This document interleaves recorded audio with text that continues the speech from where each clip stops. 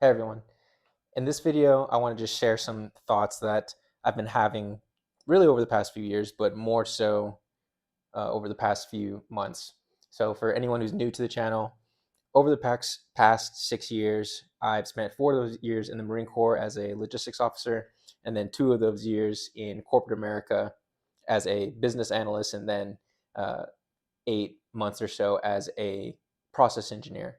I'm currently in I'm currently back in school to get my master's in general psychology with the hopes of eventually getting into a doctoral program so I could become a clinical psychologist.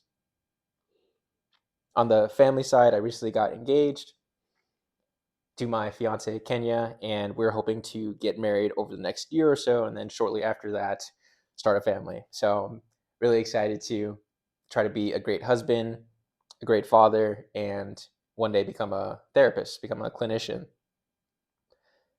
And so one of the things that I've been thinking about is how to become how to be a good father, a good husband, and a good therapist. And obviously these are all probably reflections of how to be a good person, and so there's similarities across them, but one of the notions that keeps coming across my mind is that, well, to be a good father, husband, therapist, and then perhaps to be a good person requires the capacity to wrestle with complex ideas. And so I ask myself the question, what are some of the characteristics of someone who can effectively and efficiently tackle complex problems or complex ideas? From a psychological perspective, there's no difference between tackling a complex idea and just solving a problem, right? If a problem was simple and easy, or if an idea was easily understood, then you could make the argument that a lot of that processing would be unconscious and we wouldn't really have to think about it consciously. But when you're dealing with something that's complicated and complex, you have to think critically. And then what exactly does that mean? From my understanding, I would conceptualize it, and this is really pulling from the neuropsychologist Alexander Luria.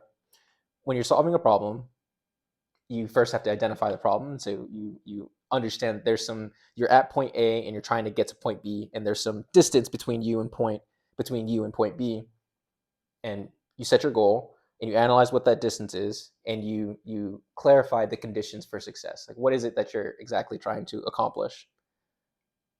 After you've set your aim and you've analyzed the distance between you and your aim, you then formulate different strategies or solutions that could help you potentially solve that problem.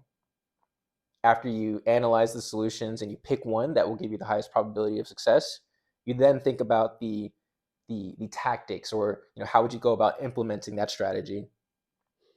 After that, you implement the strategy tactically. You actually do the thing, and then you reassess and you see if you've closed that distance between point A and point B. So this is my way of thinking about critical thinking and how to tackle a complex problem. Now, that's very difficult because you often have to generate multiple solutions, assess the pros and cons of each of those solutions, and juxtapose them together to discard some that or that you believe are going to fail, and then you have to generate new hypotheses about potential ways to solve the problem. So it's helpful to do this with other people.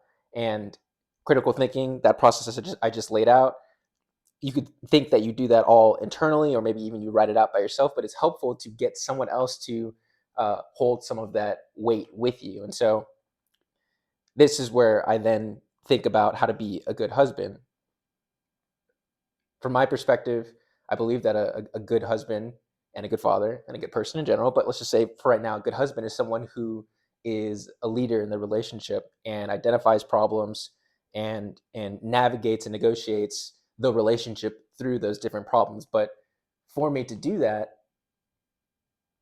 I understand that I am limited and I am ignorant, and there are so many blind spots that I have that I need someone else to help me. And this gets into partner selection and whatnot. But long story short, the one of the primary reasons that I love Kenya and I'm going to marry her is because she has demonstrated that together we complement each other very well, and we can both use our critical thinking skills to uh, deal with complex issues. But there are some conditions that must be set in order for us to work together through that. And one of those conditions is that we have to trust each other.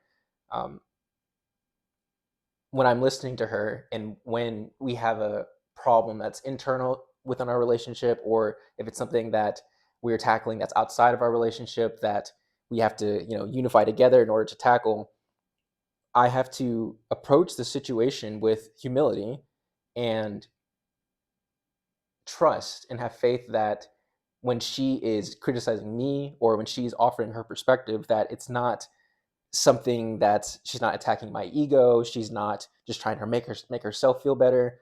I have faith, and she has demonstrated this, that we are working together to try to solve this problem. And so she feels freely able to express herself in a sense that she can say what she truly thinks. And the reason I bring that up is because there are so many problems that there's so many problems that people can't solve individually, but there are definitely problems that we as a human species can't solve. And so just working our way up from the psychological to just two people and talking about two people trying to solve a problem in a relationship, you need the freedom to express yourself, and that the conditions that facilitate that freedom of expression are trust and humility. And those are, I'm sure there's many more, but those are the ones that spring to mind. And free expression is essential for solving problems because we have to generate and work through and juxtapose different solutions because we just don't know what the solution is. Now, it's not always the sense that we can't figure out what the solution is. Sometimes it's we know what the solution is, but implementation is what's actually difficult, and that is a problem in of its own right, which still, from my perspective, supports the claim that free expression is needed and people need to be able to speak their mind if you really want to solve the problem and if you really want to move forward, whether if it's in your own life trying to develop yourself or if you are trying to cultivate a genuine loving relationship where both of you can be a stronger unit together, that's more than just the sum of each contribution by each individual person. So if we can extrapolate this out to, say, the community or maybe in the family first, and tie this back into what I was saying at the beginning, I think that part of being a good husband, a good father, a good clinician is cultivating the conditions under which people are able to express themselves freely. That's one of the primary ways that we can work through complex ideas and complex problems because no one knows everything. And so we have to rely on each other if we want to flourish and if we want to bring forth a world where our children and future generations can be,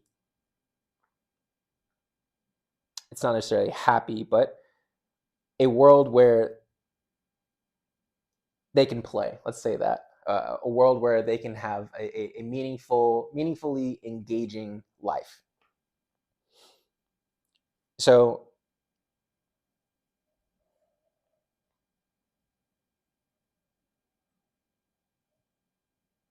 here's something else that I was dealing with when it comes to complex problems.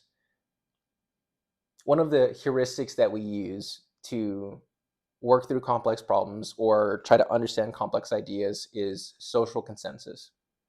We just look at what the crowd's doing, we look at what most people do, and we just imitate that, which is pretty helpful.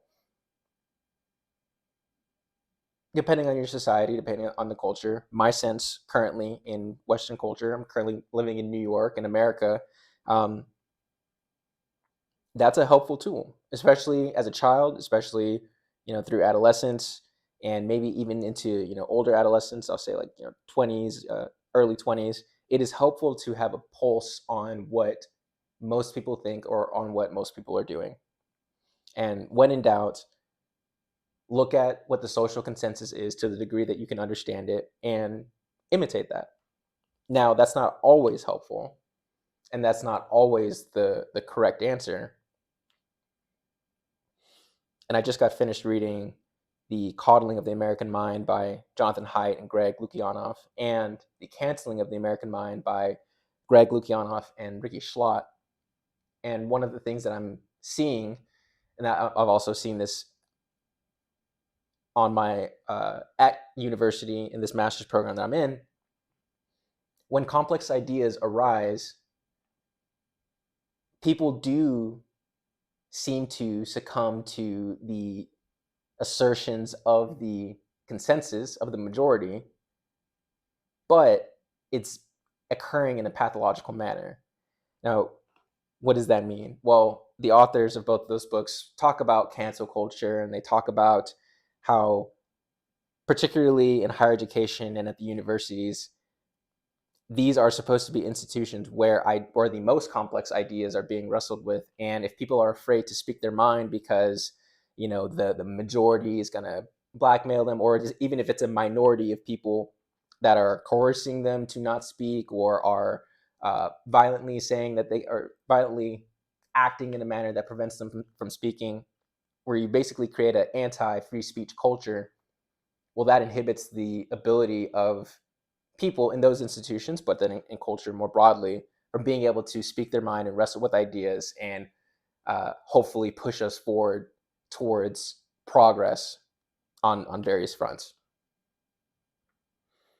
Now, I bring that up because what I'm trying to talk through and work through right now is, when is it appropriate for you to adhere to majority rule when working through a complex problem, and when is it appropriate to stand by your conscience?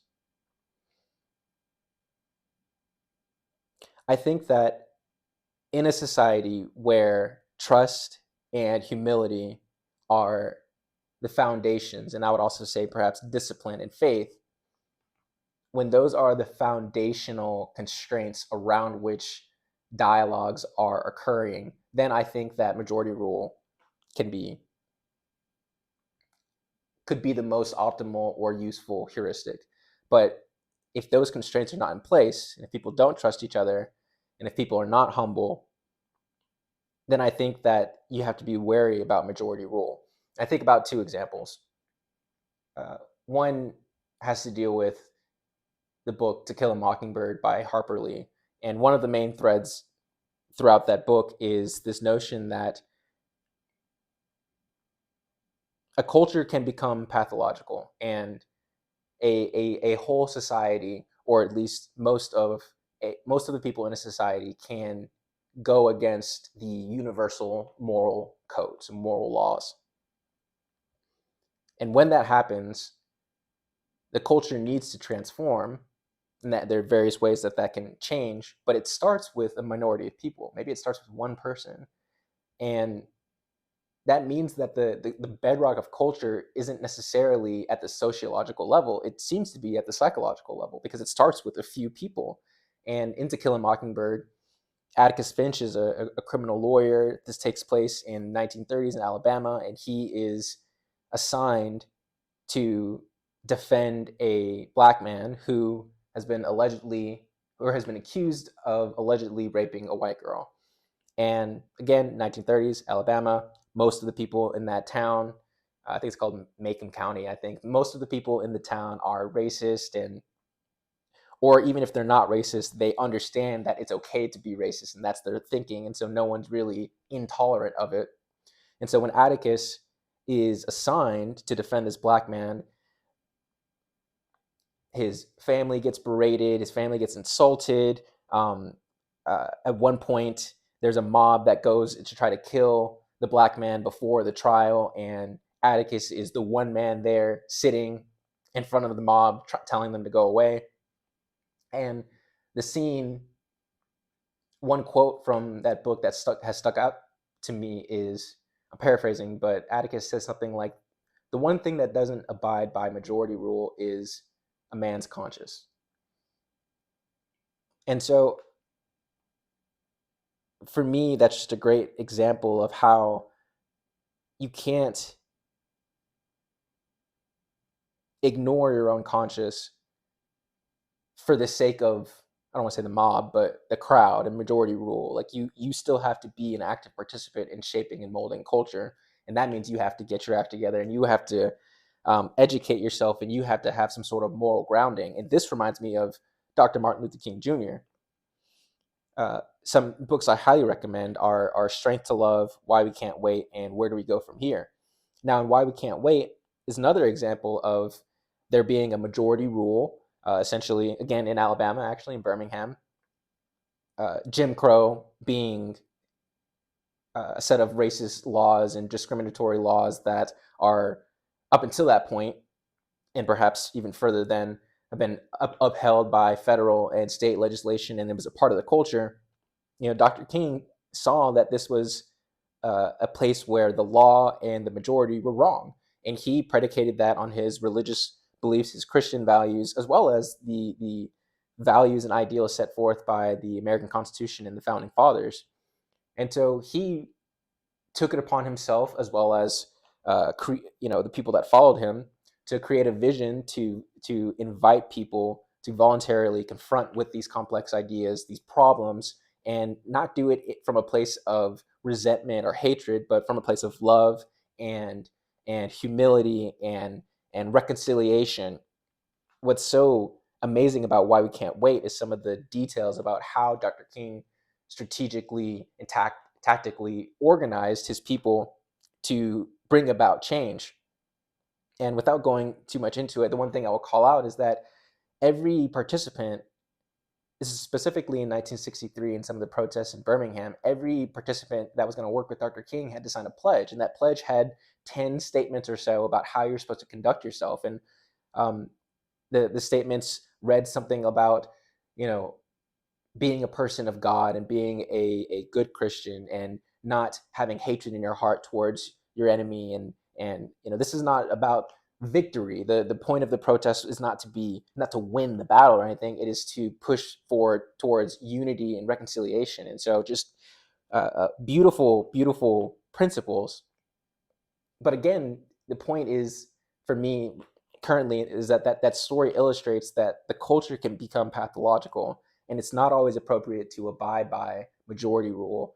And if you're going to be someone who is trying to participate in society, if you're trying to be, from my perspective, a good husband, a good father, a good professional, whatever your profession is, someone who's a leader, then you have to prepare yourself, and you have to be able to listen to your own conscience, and you have to read about ancient wisdom and traditions of the past that have led to good outcomes. And you also have to understand what it means for individuals and society to become pathological, because that leads to bad outcomes. And so if you're trying to wrestle with these complex ideas, again, a useful heuristic can be abiding by majority rule and looking at social consensus and imitating that. But you also need to have the wherewithal, the wisdom, the experience, the morality, the character to have an attitude of humility, of love, of discipline, and faith, and